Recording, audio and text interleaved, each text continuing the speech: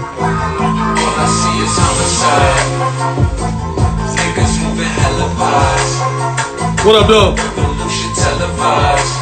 Gotta let some of that play. What up, though, y'all? Welcome to Tap In Tuesdays. All right? And just to give you a little brief explanation on what Tap In Tuesdays is about for all you newcomers. On Tap In Tuesdays, on Tuesday nights at 8 o'clock. Normally it happens at 8. Tonight we're a little late because I had some previous business to take care of. But on Tuesday nights at 8 o'clock, I go live with my audience and we talk. I'll let y'all log in. Y'all, you're welcome to go live with me and let's kick it about the current events, what's cracking, whatever's going on in the world today. I hope everybody had a productive day today. And I hope everybody did well today. And, you know, I pray we didn't lose anybody else today in our community. So listen, let's get right into it. Tonight, I'm going to allow you guys to tap in. But first, I have a guest tonight that I've been knowing. I forgot when we met. It's been so long. I've been knowing this guy both of our lives. I'm going to just say that. And so I'm going to tap in with him first. He works for the Wayne County Sheriff's Department in Detroit, Michigan. He's a deputy. His name is Officer David Felton, a very close friend of mine. I want to tap in with him tonight first, and I want to get his perspective on what's going on, you know, from a police officer's perspective. I want to hear what he has to say. So let's get Dave on here. Let's see. Here he comes. What's up, Rock? What up, though? What's happening, baby boy? You good? What's going on with you, man? You all right? Yeah, can you hear me all right? Yes, sir. You froze a little bit, but it'll work itself out. You'll clear up in a minute. There you go. I got you. There we go. Glad to be here. I'm glad to have you, man. You know, it's been a while since, you know, we actually had time to sit down and chop it up. I know we both busy doing our things, but yes, sir. I really appreciate you taking your time out to do this with me tonight, man. Yep. It's good to see you, man. Like you said, we go back like Six and Cadillac, 7 Mile, yes. Jefferson, Studio A. Hey, Northland, Roller Rink. Northland, Wheels, Hooping, every day. That's right. Every day. Listen, I want to jump right into this, man, because I don't want to hold the people. I'm already late, so I don't want to hold nobody up. Let's jump right into it. Yes, sir. I already know the answer to this, but let everybody know, how long have you been on the force? About 7 years total. I was a reserve for about 6 years, and I've been with the county 3.5 years now, full time. Okay. But I've been working with men and women that come out of prison, working with in the criminal justice for about 15 years. Oh wow. Okay. I didn't know that, man. Okay, great. That's an awesome situation. Now, okay, let me ask you this: what is your thoughts? I want to kick it off by asking you this: what's your thoughts on what's happening right now, man? Because you know, as you watch the news and as you see what's going on in the world. You know, different people have different perspectives, and that's why I have you on here tonight, because your perspective is a lot different than mine. You know, I'm just a common citizen, but you're an officer of the law. What is your take, first of all, on what you see going on in society today, as far as the black people being killed by the hands of cops? So what's your take on that? Well, let me say this first too. I like to say that I'm an African American. I'm a black man first. Okay. Then I'm a police officer. So okay. I do feel some of the pain and the anger and the frustration that has gone through. I mean, you knew me before I worked in law enforcement. So, I mean, we had little run-ins, whatever, with the police to pull us over, and we used to do whatever we were doing and whatnot. Yeah. So some negative, some positive.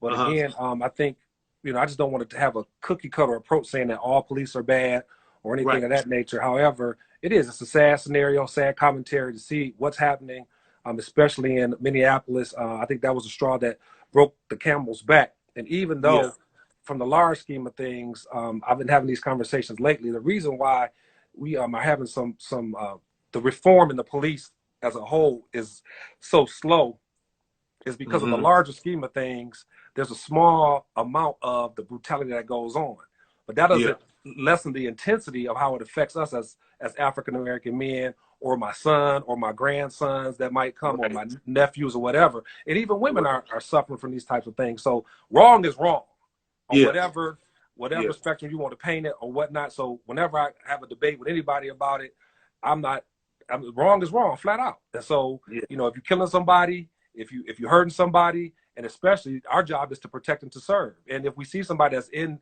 need of help, our responsibility and our oath is to render aid. We're not supposed to kill people. I mean, if our life is at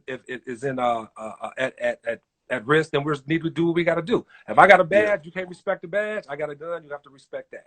But again, it's about how we engage. I believe a lot of it has to do with the responsibility of the officer. I mean, we're trained. We know what we need to do. We know the levels of escalation and things of that nature. And unfortunately, Ali, you got people that just, they're not people, you know, people. I mean, they just, you know, they get up on the wrong side of the bed one morning, and unfortunately they have misappropriated anger. They're going to take it out on you. The difference is when you're in being the police, you can end somebody's life. So we got a big responsibility as a response to that. So when I talk to my coworkers, you know, I tell them, I said, look, listen, I done been there. I done been pulled over by the police. I done been profiled and all that. So I feel it. You know what I mean? So it's not all about, you know, Blue Lives Matter and all that. I'm a black man in America, and the struggle is real. The struggle is real. You said it right there, brother. It's real. Let me ask you this, man. I don't know how direct you can answer this question or not, and if you can't answer it as direct as I might want you to, then that's fine. But I just want to ask: have you ever witnessed anything in the form of police brutality from any of your fellow officers? Have you ever seen it since you've been on the force? No, not in front of me. No, heard about it secondhand, and I thank God for it. I've heard it. I've heard statements that may have could have led to that, but I cut them off and I play them like, dog, for real, you know. That's how you feel. And unfortunately, I'm gonna tell you this, Ali, it wasn't from white folks; it was from black people. Wow. So black officers, you know, profile and say, look at them and all that type of stuff. But I'm like, dude, what, for real? So my thing is. So let me ask you this. So I didn't mean to interrupt you, but I have to ask this. So when you say it came from a black officer, was it a black officer profiling another blac person, or was he profiling? Oh, wow, really? Okay. Absolutely. Okay. So what happens is, and that's what I'm saying. Absolutely. The thing is, as a person, and you know, before I'm a police officer, I love black people. I love all people. Let me just say that first. But at the same time, I'm gonna give a brother a chance. I'm gonna be like, look, dog, this is what's gonna happen. You know, if you don't comply with what's gonna go on or change what you're gonna do, you're going to jail tonight, and you ain't gonna get out till Monday. And I'm saying it like that because I think this particular instance was on a holiday weekend, like a Friday or something, or a Saturday. And I'm telling them, listen, they gonna put you in jail. You ain't gonna get out till Monday. So the thing is, why don't y'all just, you know, break up and stop walking around like it's 10 of y'all, like y'all a gang or something. 3 of y'all go this way, 3 of y'all go that way. And, you know, so what I was trying to do was prevent something from happening. So throughout the rest of the evening, I saw them, you know, I give them a head up. They'll be like, what up? You know, and so again, they're not always receptive to that type of communication. But I'm going to try to do that first before I start to go punitive and say that, you know, I'm going to wait for them to do something wrong so I can put it. You know what I'm saying? I'm saying as a black man, it seems like there should be some type of provision or looking out to say, listen, this is what's going to happen. You know, because if not, then I'm going to be put in a situation where I do have to use my badge and my authority. Right. And let me ask you this, man. How often do you get profiled as a police officer? Because, you know, a lot of times when especially in the black neighborhoods, you know, we have these rules and these codes. Whereas when we see police come, we all go our separate ways. Don't nobody talk. We don't want to see them. You know, we don't want to see them. How often do you experience that, man? I'm gonna tell you this, Ali. This is what's the trip. Since you become a police officer, I don't really worry about getting pulled over no more. Because I do. But once you show them your credentials, you legit. You know. But I'll tell you this. I had my granddaughter with me. I was taking her to school as an officer. And I blew through I didn't blow through a stop sign, but there was a crossing guard there. She walked out in the middle of the street, then she walked back. So I proceeded to go through the intersection, but she stepped back out in the street, and the police were behind me. And so this was in Royal Oak. And Royal Oak. So they hit me and pulled me over. Now this is first thing in the morning. So, you know, I'm like, okay, whatever. I'm about to show them my stuff. We're gonna go through it. So I was grabbing my wallet, my credentials. The officer says, I smell marijuana in the car. Now I got my I got my grandbaby in the back. I'm on the job. That's what you say when you're a police officer. I'm on the job. And so I just looked at him and gave him the gas face, you know, like, so then I showed him my license and my credentials and that I was a police officer. He said, oh, my bad, man. I just had to let, you know, had to pull you over because I was like, yeah, okay, whatever. You know, so I'm saying, man, it don't stop, bruh. It don't It's stop. crazy. That's It don't crazy, stop. And the man. only thing that might have saved me from something terrible happening in terms of him wanting to search my car and me having to is the fact that I was in law enforcement. However, I Right. think it's important too for us to know our rights. You know, you can't search my Right. car because that's the first thing I want to say. I smell weed, and in his mind, that's what he'll give him probable cause to search my car. No, it don't work like that. So, you know, Right. often, man, I still get pulled over. I mean, I'm gonna say, since I don't really hang out and do a whole lot of stuff, I pretty much go straight to work and come home. Yeah. Maybe once every 4 or 5 months or something like that. You know, But a lot of it might be my fault. It might be speeding. right. You know, but sometimes if I'm in the wrong neighborhood, you know how it is in Detroit. If I'm in Warren, Yeah. if I'm in Yeah. Livonia Yeah. or something, I might get pulled over. You know, Right. because I'm doing 52 in the 50 zone. You know, just Right. Right. And you said something that's very important. I see my wife's on here, who's also my production manager. She said what I was about to say. It's a good thing to know your rights as a citizen, man.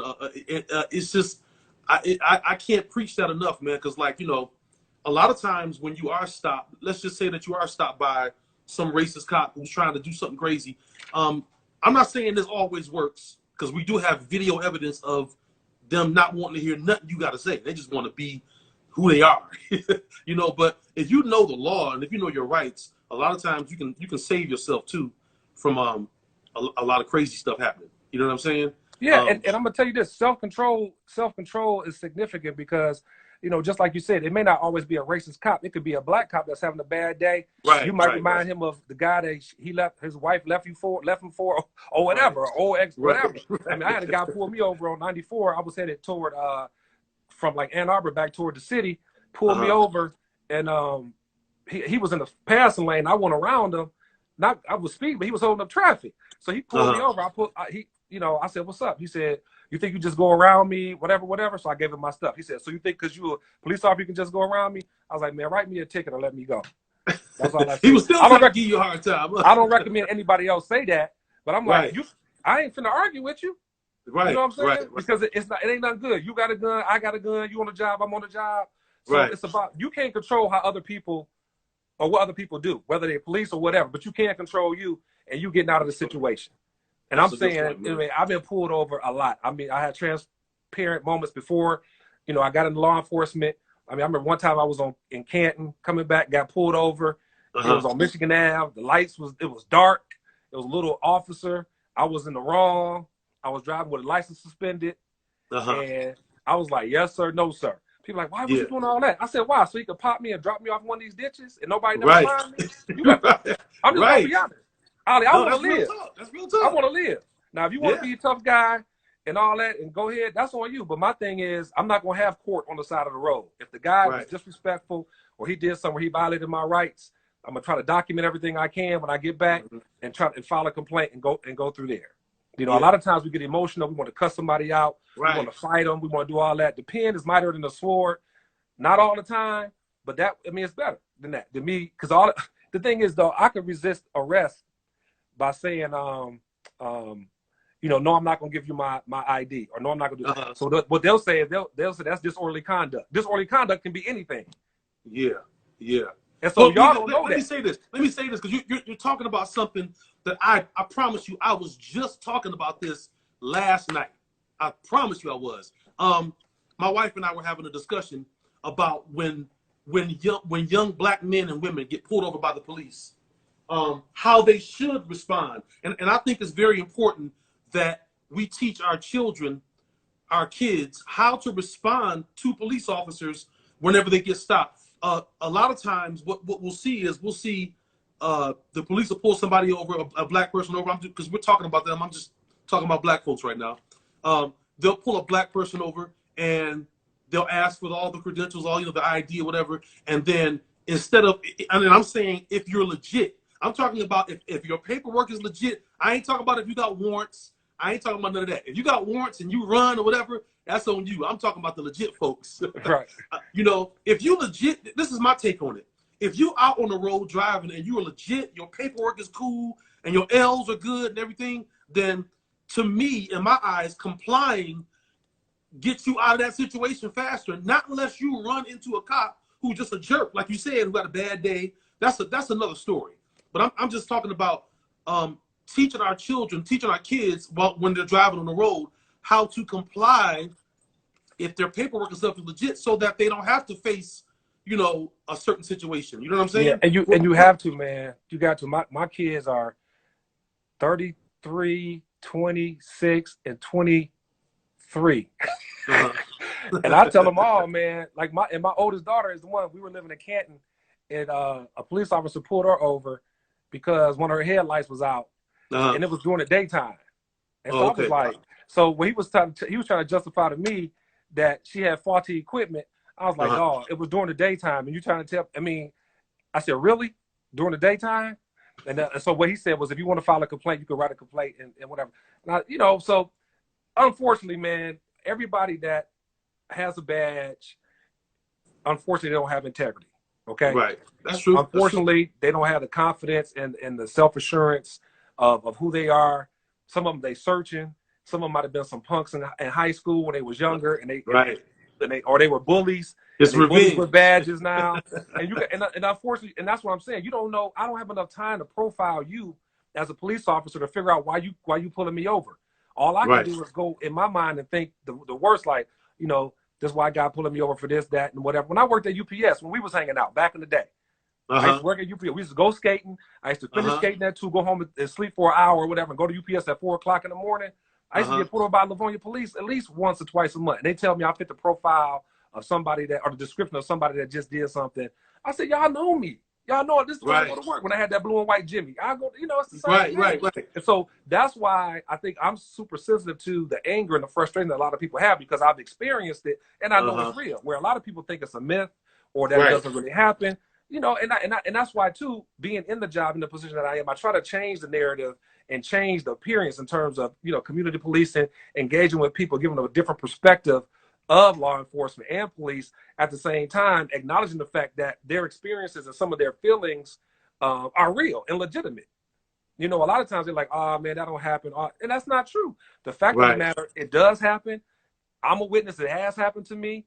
But the majority, I believe, of police officers are out there trying to do what they're supposed to do. They're to protect, they're to serve and follow book. But you just have a few people, and those that intensifies or overreaches the good that a lot of police officers do, especially in Detroit. Man, we don't really have a lot of problems, with police brutality and stuff like that. So I mean, the whole time I lived in Detroit, number one, I've never experienced any racist cops like that. Not like that. Not like how it's happening right in these days. I mean, you know, you know, if you're in Farmington or West Bloomfield or Southfield or somewhere, you know, you might run into a white cop that might try to give you a hard time, but nothing like what's happening in these times. But who's that? Mark Witt said what's up? Yeah, that's my man, Mark. Mark Witt said what's up? But yeah, man, getting back to what we're saying, I never really experienced like that in Detroit. But let me ask you this, man. As far as the officers, the 4 officers that held down George Floyd, especially the one guy, I forget his name, but especially him, I don't even want to remember his name really. But especially him, do you think that the punishment that we're hearing that they're going to get, it's not etched in stone yet, but do you think that the punishment that we're hearing they're going to get, does it fit the crime? Because I mean, he was blatantly murdered. From my perspective, I'm gonna tell you this. From my perspective, I wasn't there. I don't know the whole totality of circumstances, but from what it looked like my man was murdered. Now, what happens is they have to look at the totality of circumstances, go back and see what the precedent was before they decide how they're going to prosecute these officers. I'm not an attorney, so I can't tell you what they're going to get. I know it went from 3rd degree murder to 2nd degree. And that's based on what the state attorney general did. So maybe he's got more information. So, you know, I won't even speak on that. I just pray that justice is served. And is there really such thing as 3rd degree murder? I swear I had never heard of it till now. Well, I don't know. Well, it don't matter now because they took it away. They took it away, right. So it's 2nd degree murder. Yes, sir. Right. Okay. And now let me ask you this last question real quick, man. I'm gonna get you up out of here real quick because I'm gonna take some other tap ins. But my last question for you is, what do you think can be done to bridge the gap between law enforcement and citizens, man? What do you think could be done? Woo, man. I'm a big proponent of community policing. The community relations department for different municipalities, they need to get in the community, man. I don't care if it's the suburbs, the cities. They need to go to the schools. The children and people in the community shouldn't be afraid of the police. Right. That's all I got to say. And I'm saying, they should know that the police are there to help them, but they shouldn't be afraid of the police. And I think that's significant, getting into the communities. And I'm talking about not just with kids, but with senior citizens, letting them know that you are there to, in fact, protect and serve. And I think that that's a big proponent of it, because that way, even when you need to get information or you need somebody to share some information with you to prevent other crimes from happening, you've already developed a relationship with them. You know what I mean? That's almost like you dating a girl. You know what I'm saying? You ain't never done nothing but took her and got a Popeyes and, a 2-piece from Popeyes and the red. And, and you trying to have a real relationship with her. She ain't gonna take you serious until you. That ain't gonna work. No. You know what I'm saying? You got to really put the time in and develop the relationship. So I believe that being effective in your community is going. I'm talking about not just the schools, but churches, whatever you got to do. To bridge that gap and to connect with the community that you live in. I think that's significant. Absolutely, man. I agree 100% with that, man. Listen, Dave, I appreciate you coming on the show, man. And yes, sir. I'm gonna get you back on here, because we do this every Tuesday night. And then listen, just on any random tap in Tuesday, if you want to tap in, man, and holler at your boy, man, you are more than welcome. My man, I appreciate it, man. I love you, man. Good to see you. Next time I head down there, I'm gonna have to holler at you. I was down there in March. I didn't get to stay too long, but I gotta hook up with you, man. Please do, man. Hit me up. We gotta link up. I haven't seen you face to face in forever. So. Right. All right, man. Love you, baby. I love you too, man. All right, peace. All right, peace. Yeah. All right, y'all. That's my very close friend, Officer David Felton. Him and I go way, way back to our teenage years, preteens. I've been knowing him forever. And he's one of the good ones. He's one of the good. When I say good ones, I mean good cops. And I know where his heart is. That's why I had him on here. I just wanted to get his perspective, not just from a black man, but from a black officer, a black police officer. But that's my good friend David Felton, y'all. Now, does anybody else want to sending much love and appreciation from Philly? Yes, sir. Philly. That's right. Philly's in the house. Philadelphia is in the house. Does anybody else want to hop on here? If you got something to say, come on, let's go live. Let me see who I got on here. Let's see. Mark Whitsett said he wanted to jump on. Let me get my homeboy Mark Whitsett on here. There's another guy I grew up with. Let me just get him on here and see what Mark is talking about tonight. Where you at, Mark? Where you at, baby? You said you wanted to tap in. I saw it. Okay, Mark, he ain't tapping in. He sent me a message and said he wanted to tap in. Waiting for Mark. Where you at, Mark? Okay. There he is. There you go. My man. Man. What's good with you, boy? Man, what's up, man? You got it, man. You got it. Welcome to Tap In Tuesday, boy. Hey, I'm tapping in, man. Man, I'm proud of you, man. I'm proud of y'all, man. We go way back. We go too far back, man. Hey, I've been knowing you since I was trying to play drums and bass. Oh man. Hey, I sent a shout out back in the day when we used to go hoop out in Livonia with Carl Davis and all of them, Mike Brooks and Marvin Sapp. Dave Hammond, all of them used to come out there. And when we went out to Livonia, we always got pulled over by them cops, man. Yes, sir. Hey, we always got pulled over. Hey, Mark, when you drive out in Livonia, you better be 10 and 2. You don't wear no hats, none of that. Yeah, man. So we've been through it, man. And just to give you a heads up, I moved down here to Texas. He's going on 11 years. I've been down here. and I'm a national adjutant for the National Church of God in Christ. And I'm also level 4 protection officer. So I had to go through the Federal Bureau's investigation and all that. But coming down here, man, it was a due process Yeah. you know, to get my credentials, just to get, straightened out far as getting my credentials. And sometimes they take our skin color through a lot. They do a lot, man, and take you through a lot just to get your credentials. But once you get them, because I believe Texas is a government state, they kind of their own people, and they set their own rules. Yeah, they do. And so They do. they have some serious rules and laws, and they change them. They passed last year, I believe last year, September the 2nd. They passed a new law where anybody that is a licensed carrier can enter your religious establishment with a gun, open carry or conceal. It don't matter. Really? Yes, sir. Though that's a law that's here in Texas where, long as you're a licensed carrier, I can walk in any church, religious establishment in the state of Texas.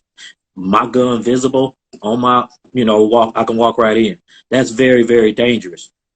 Yeah. Because let me ask you this real quick, Mark, because you're sparking something up in me right now. Let me ask you this. What do you think is the difference? Because, you're born and raised in Detroit, Michigan. So, Michigan and Texas are polar opposites. What do you think? Well, not only what do you think is the difference? How much racism have you experienced since living in Texas, if any? A ton of it. Would you care to elaborate?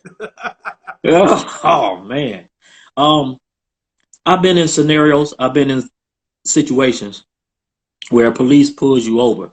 I was just in a position where I've learned as I went. I made because and also I served my pastor. I'm his personal armor bearer at my pastor. I've been with him 10 years plus, and I made sure I crossed my T's, dot my I's when it came to carrying a concealed weapon, not secretly doing it, not just I had to do it from A to Z to make sure I protect myself. I communicate with people from Tony Evans' church. I deal with people from T.D. Jakes' church, the larger churches, and we all try to stay in touch with each other. And most of us are Black, so we try to keep in touch and stay up on the most latest current events when it comes to activity. Because, like I said, they passed this law after that guy went in there and shot and killed all them people in, I think, Tennessee or wherever. Governor Abbott signed that where September the 2nd, it's official. Anybody can walk into your church, and carry. So, I mean, they even passed the law with a machete. You can walk around with a machete down here. Wow. Are you serious? Like you in Jamaica. It's crazy, man. But that's the world we live in, man. And I've experienced a lot of racism, but I've also learned how to carry yourself as a Black man. Right. One of the issues is you see, us, and you're not properly carrying. You may be a licensed carrier, but there's a certain way you have to carry what you have. There's a certain presentation. When I go out, I'm mostly dressed decent. I don't have no blue jeans on with no belt, my pants sagging, and I got a 9mm in my underwear. If you like that and the police approach you, you already out of order. Because the law states in Texas that your gun is supposed to be in a holster. Okay. So if you just got your pen, some people carrying their gun and just got it in their pocket. Police don't know what you're doing when you reach in your pocket. And then it's very dangerous. I've been pulled over. Police have asked, they know when they pull you over, they run your plates through, and it automatically lets them know that you are a licensed concealed licensed carrier. So they know. So they gonna come to you already to the car, and ask you about your gun. But the law is you supposed to tell them, hey, my gun is if your gun is in the car, you're supposed to tell the police that your gun is in the car. So let me ask you this. So what about the people who have followed every guideline, followed every rule, did exactly what you just said, and the police still draw down on them? And you see what I'm saying? Because I feel like I agree with what you're saying. I do. I agree with all that. Yeah. I believe that there's a certain way you should carry yourself, especially when you're a licensed carrier. But then, you know, like Dave and I was just talking prior to me and you getting on. You got people that wake up on the wrong side of the bed that feel like I'm gonna pick up somebody today. That's what I said. Well, like I said, there's a way. They talk about a person where the young man and the young lady was in the car, and the police pulled him over, and police told him he had his gun. Police told him to reach. Can you grab your gun for me? That's a no to me. See, if the police asked me for my gun, because it happened to me, police said, "Hey, you got your gun?" "Yes, my gun is on me." "Where is it?" "It's right here." "Well, could you reach and grab it?" I told him no. I said, if you want it, you get it. Because I know your partner that's on the passenger side that's looking through with the gun pointing at me. If he see me reach, he not gonna hesitate but pull the trigger. So I'm not gonna put it's a setup. So I will never reach for my gun to get it to give to you. If you want it, you the police officer, because I know your boy ain't gonna shoot you. You feel what I'm saying? I've been through that. I've been through those altercations several times, you know, and, you know, I go to the airport a lot. I pick up bishops, you know, and they got rules and regulations, man, but it's how your presentation is, man. You know, if your presentation is right, they'll respect you. But some people, you know, is just like you said, they get off the wrong. And that's what I said. I said, sometimes these guys have a bad day and they going to take it out on somebody. They're going to take it out on somebody. But the thing is, sometimes it escalates to where they don't push it too far and they at that point of no return. You feel what I'm saying? That's just and I think that's when the police start to cross the line. You know, man. As far as like, you know, it's a way. If you ask me, it's a two-way street. I believe that we as citizens of America, and I'm not just talking about licensed carriers. I'm talking about just There's a certain way that we should carry ourselves, but there's also a certain way that the law should respect us and should carry themselves too. You know, a lot of times, a lot of police officers feel like because they are badge and gun carriers that they are God, that they have like this God complex.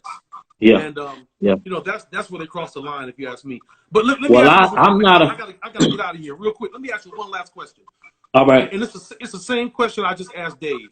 What do you think could be done to bridge the gap between police and citizens, man? Because we have to come to a common area at some point, you know, or people are just gonna start randomly just doing crazy stuff. Like, I don't even want to say it out my mouth, but you know what I mean. You know, people get frustrated and tired, man. They do what they do. So the bottom line is, I believe the bottom line is, you know, it's about your community. The police department right now across the board, it don't matter if they black or white. They have to prove to the community, to the churches, to the schools, across the board. They have to prove themselves to us and show. You know, back it up. You know what I'm saying? Stop preaching and back up what you say and do what you say. Actions speak louder than words. So don't just say it's gonna change and it ain't changed yet. That's right. So until they make a change and we see them physically doing something to make that change or to change it, you know what I'm saying? Then we can start. It's just like Dave said, it's like a relationship. You know, if you don't show that woman that you're interested in her where you want her to be your wife, but you're not giving her no time, you're not spending no time with her, you're not, you know, doing what a man's supposed to do to pursue a woman. She not, I mean, how she gonna look at you and say, hey, I know this the one for me? Well, we got to look at it and say, hey, I was in trouble. Police did such and such, such. They had my back. They supported me. They did this, this, this. We can't say that right now. Right. And So let it's me let me hard say, for us. I'll just piggyback on what you're saying before I go and say this. Love is an action word. You know, we can say it out of our mouths, but until we show it, it's just words in the wind. You know what I'm saying? And I believe that wholeheartedly. Listen, man, I got to get out of here, Mark. But listen, All right, I man. appreciate you hopping on with me tonight, tapping in. Feel free to tap in any Tuesday night. We here every All right, Tuesday man. night at 8 o'clock. Come on, baby. All right, man. I love you, man. Tell Mo and Jason and everybody else what's up, man. Oh yeah, we'll do that, man. And we'll get together, man. Hey, David in Atlanta, you know that. You say what?